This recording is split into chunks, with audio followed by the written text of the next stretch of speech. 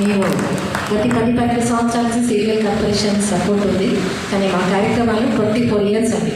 Shruthilaya establish చేసినప్పటి నుంచి ఈరోజు ఈ నెల వరకు 24 years కంప్లీట్ అయింది మా యొక్క శృతిలయకు. Next 25th yearలోకి అడుగుపెట్టబోతుంది.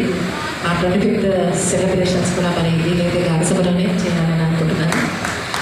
మీ అందరికీ కూడా చాలా కృతజ్ఞతలు. మొదటి నుంచి శృతిలయ ప్రారంభించింది గానసభలోనే. Thank you. Thank you Amar గారు.